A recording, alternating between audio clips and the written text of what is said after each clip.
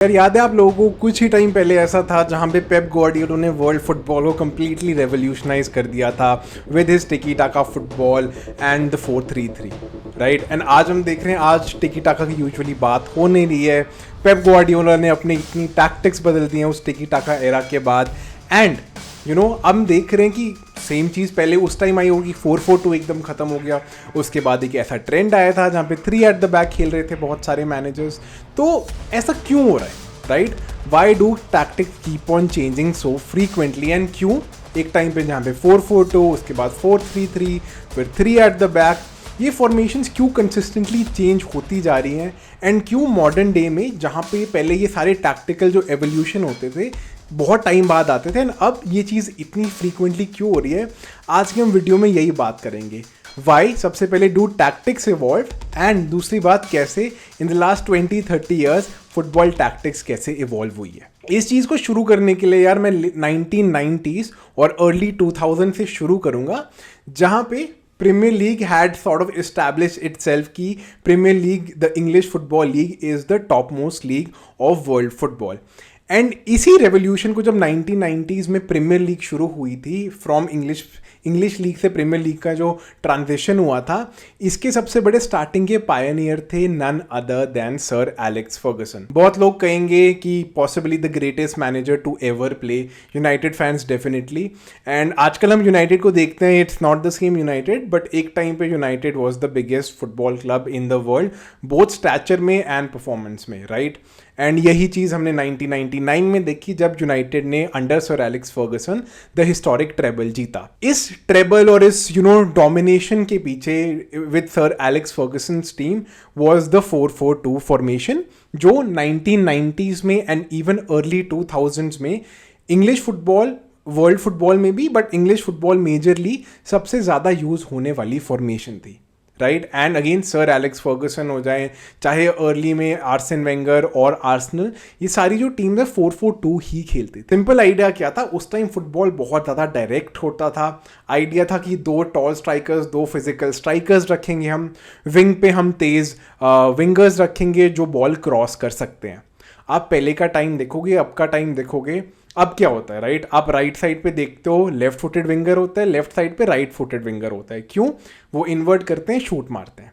क्यों? क्योंकि अब मॉडर्न डे फुटबॉल ऐसा इवॉल्व हो चुका है। पहले बड़ा सिंपल था यार, राइट विंग पे आपका right side right footed player होगा, लेफ्ट विंग पे लेफ्ट फुटेड प्लेयर होगा, ताकि वो बॉक्स में क्रॉस डाल सके, right?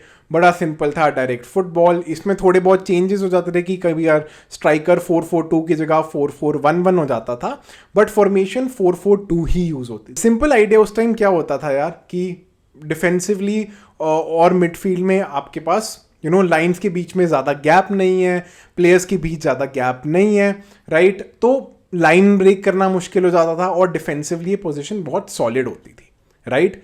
But football like anything in life evolve होता है, there change is the only constant. And यहीं पे बिकॉज यार 4-4-2 में इतना डोमिनेट कर रहे थे, कोई तो आएगा, कोई तो आएगा ऐसा मैनेजर, ऐसा प्लेयर जो चेंज करेगा इस चीज़ को। बिकॉज इतने टाइम से कोई अगर टीम 4-4-2 खेल रही है, यही फॉर्मेशन चली जा रही है, उसका कोई ना कोई तोड़ तो निकालेगा ही।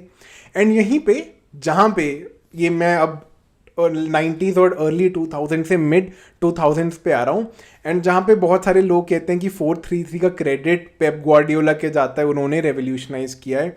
It was on the contrary उनके सबसे one of the his biggest rivals Jose Mourinho, जिसने 4-3-3 को as a playing formation, as a playing tactic बहुत ज़्यादा फेमस और यूज़ में करवाया था। जोजे मरीनियो ने जब अपना वो हिस्टोरिक चैंपियंस लीग जीता था पोर्तो से, उसके बाद वो जब प्रीमियर लीग में आए थे एज चेल्सीज मैनेजर, उन्होंने तब ट्रांसफॉर्म किया प्रीमियर लीग।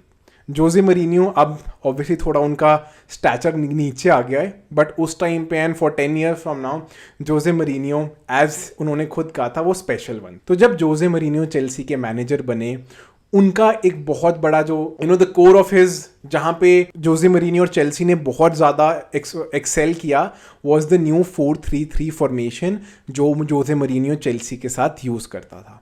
एंड यहीं पे जो होल्डिंग मिडफील्डर पिवेट, और उस टाइम एक प्लेयर के पीछे इस रोल का नाम बन गया था द मैकेलीले रोल, जो चेल्सी जोजे मरीनियो की चेल्सी में क्लॉड मैकेलीले ने वो रोल प्ले करते थे। तो इस फॉर्मेशन में क्या था, अनलाइक अ 4-4-2, अब चेल्सी अंडर जोजे मरीनो एक 4-3-3 खेलती थी, जिसमें एक उनका होल्डिंग मिडफील्डर, एक डिफेंसिव मिडफील्डर होता था और 2 स्लाइटली अटैकिंग मिडफील्डर्स। उनके पास एक लोन स्ट्राइकर होता था आगे, एंड आगे विंगर्स भी होते थे वाइड में, राइट। ये हुआ क्यों कि 4-4-2 की एक बहुत बड़ी प्रॉब्लम क्या थी कि मिडफील्ड में बहुत कम लोग, 2 ही लोग होते थे, राइट। तो अगर किसी भी टीम को 4-4-2 के अगेंस्ट डोमिनेट करना है, क्या करे, आउट नंबर कर दे मिडफील्ड को। एंड यहीं पे जो 4-3-3 फॉर्मेशन थी वो मिडफील्ड को आउट नंबर करते थे इन 3 वर्सेस 2। एंड यहीं पे चाहे आप रॉय कीन की स्टेट में, एक बार मैनचेस्टर यूनाइटेड संडरलैंड से हारी थी एंड उन्होंने कहा था कि यार 4-4-2 में हम लोग डोमिनेट हो रहे थे in the midfield because Sunderland ने एक 4-3-3 एज अ फॉर्मेशन यूज करी थी, राइट। तो क्लॉड मैकलेले जहां पे वो एपिटमी बन गए उस डिफेंसिव मिडफील्ड रोल के, यहीं पे बिकॉज क्या हुआ, 4-4-2 को 4-3-3 आउट क्लास आउट प्ले करने लग गई बिकॉज ज़्यादा players in the midfield. And जो भी फुटबॉल देखता है, जो ज़्यादा फुटबॉल को फॉलो करता है, उसको पता है मिडफील्ड का कंट्रोल अगर तुम्हारे पास मैच में है, देयर इज़ मोर चांसेस कि तुम मैच जीतो, राइट। एंड इससे एक और चीज़ क्या हो रही थी, बिकॉज अगर आप अटैक भी कर रहे हो, अगर आपके फुल बैक्स भी थोड़े आगे जा रहे हैं, वो जो होल्डिंग मिडफील्डर था आपका, and when you have someone as strong as Claude Makelele, वो आपको डिफेंसिवली भी बहुत सॉर्टेड रखते थे, राइट। तो नॉट जस्ट अटैकिंगली, जोजे मरीनियो की जो चेल्सी होती थी, उन्होंने एक वो प्रीमियर लीग आई थिंक सिर्फ 12 या 14 गोल खाए थे आई थिंक उन्होंने एक प्रीमियर लीग सीजन में, जो मैं कहता हूँ एक ऐसी अचीवमेंट है जो शायद दोबारा कभी अचीव ना हो, राइट। सो ऐसी डोमिनेशन थी चेल्सी की अंडर जोजे मरीनियो। तो अनलाइक पेप ग्वार्डियोला जो बहुत लोग सोचते हैं, 4-3-3 का जो रेवोल्यूशन था वो प्रीमियर लीग में आया था, वो जोजे मरीनियो ने शुरू किया था, राइट। बट हर चीज़ का एवोल्यूशन होता है। एंड आप देखोगे यार, जो भी ये टैक्टिकल एवोल्यूशंस आती है ना, ये सारी एक बहुत मेंटली फ्रीक बंदा, या मैं बोलूँ बहुत इंटेलिजेंट या बहुत ज़्यादा रिसर्च करने वाले बंदे ही कर सकते हैं। यार अगर आप लोगों को अभी तक ये वीडियो अच्छी लग रही है, जहाँ पे आपको लग रहा है कि यार मुझे बेटर फॉर्मेशन समझ आई है, मुझे फॉर्मेशन की इवॉल्वमेंट की कैसे फर्गसन से मोरिनियो के एरा में आए हैं, अगर आपको वीडियो अच्छी लग रही है, go hit that subscribe button and मुझे सिर्फ मोटिवेशन मिलेगी मैं ऐसी और से ज़्यादा वीडियोस बना सकूँ। एंड जहाँ पे हमने देखा मिड से लेट 2000s में 4-4-2 से 4-3-3 का स्विच हुआ, पेप ग्वार्डियोला का बार्सिलोना में आने से एक और one of the biggest revolution जो हमने मॉडर्न डे फुटबॉल में देखा है वो आया। पेप ग्वार्डियोला जो Johan Cruyff school of footballing से आते हैं, जहाँ पे उनका आइडिया था कि टोटल फुटबॉल खेलनी है, ब्यूटीफुल फुटबॉल खेलनी है, उन्होंने 4-3-3 को और ही रेवोल्यूशनाइज कर। तो पेप ग्वार्डियोला जब 2008 में बार्सिलोना के मैनेजर बने and he had this brilliant team of La Masia graduates, आपके पास Busquets, Xavi, Iniesta, Piqué Puyol, you had Messi, Pedro, all of these players coming in. उन्होंने क्या किया, उन्होंने 4-3-3 में rather than a central striker, एक centre forward जो usually एक physical player like Didier Drogba होता था, उन्होंने क्या किया, उन्होंने एक फॉल्स नाइन का कॉन्सेप्ट शुरू कर दिया। एंड यहीं पे जो पेप ग्वार्डियोला की वो टिकी टाका फुटबॉल, वो एकदम से quick passing, just confusing the opposition, वो चीज़ late 2000s and early 2010s में हमने इसका पिनिकल देखा। नाउ टिकी टाका का सिंपल क्या आइडिया था, ये लोग सोचते हैं कि लोग जब भी टिकी टाका सोचते हैं कि यार नहीं सिंपल पासिंग है, टिकी टाका मतलब जल्दी जल्दी पासिंग करना, बट उसका एक बहुत क्लियर ऑब्जेक्टिव होता था। जो टिकी टाका अल्टीमेटली फुटबॉल का बात थी, जो पासिंग थी, हर एक पास का एक मोटिव होना चाहिए, राइट। पेप ग्वार्डियोला इतने स्टूडियस और इतने प्लान्ड होते थे कि वो ऐसा करते थे, आप एक वर्टिकल लाइन में सिर्फ 2 प्लेयर्स, एक वर्टिकल लाइन में सिर्फ 2 प्लेयर्स आएंगे, एक हॉरिजॉन्टल में हम सिर्फ 3 प्लेयर्स रखेंगे, राइट। वो उनका क्लियर इंस्ट्रक्शंस, क्लियर वो आइडिया होता था कि मेरे को अपनी फुटबॉल ऐसा ही खेलनी है, राइट। तो आप देखते थे पेप ग्वार्डियोला के टाइम एक विंग पे बिल्कुल विंगर खाली रहेगा एंड एक साइड पॉपुलेट कर लेंगे, वो क्विक पासिंग से ऑपोजिशन को कंफ्यूज करेंगे, एंड जब ऑपोजिशन कमिट करती थी, प्रेस करती थी, वहाँ पे वो सारी टीम्स कॉट आउट होती थी।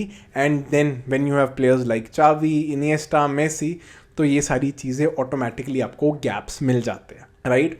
तो जोजे मरीनियो के बाद पेप ग्वार्डियोला ने लेट 2000s एंड अर्ली 2010 में टिकी टाका, टोटल फुटबॉल, जैसे भी आप इसको कहना चाहें, इसमें हमको दिखाना शुरू कर दिया था, बिकॉज अगेन 4-4-2 से तो हम हट ही गए थे, बट 4-4-3 में भी उन्होंने 4-3-3 में भी एक ऐसी इवॉल्वमेंट करी जो किसी ने सोचा ही नहीं था। कोई सोच सकता कि आपका सेंटर फॉरवर्ड है जो ड्रॉप कर रहा है एंड जो आपके विंगर्स हैं वो गोल स्कोरिंग अपॉर्चुनिटीज में ज़्यादा आ रहे हैं, but that is exactly what Pep Guardiola did. Now Pep Guardiola की इस फिलॉसफी, इस टिकी टाका फुटबॉल, प्रॉब्ली मैं तो यही कहता हूँ मेरे लिए the greatest footballing team ever, club footballing team ever है वो बार्सिलोना के जो 4 साल थे। बट उसकी लिमिटेशन बताऊँ क्या थी? आपको बहुत पर्टिकुलर टॉप क्लास प्लेयर्स चाहिए जो टिकी टाका फुटबॉल एक्चुअली खेल सकते हैं। मुझे नहीं लगता कोई और टीम वो टिकी टाका टोटल फुटबॉल खेल पाती, चाहे पेप गार्डियोला भी उनके मैनेजर होते, बिकॉज तुम्हारे पास वो लामासी कितने टेक्निकली गिफ्टेड प्लेयर्स आ गए थे उसी बैच में।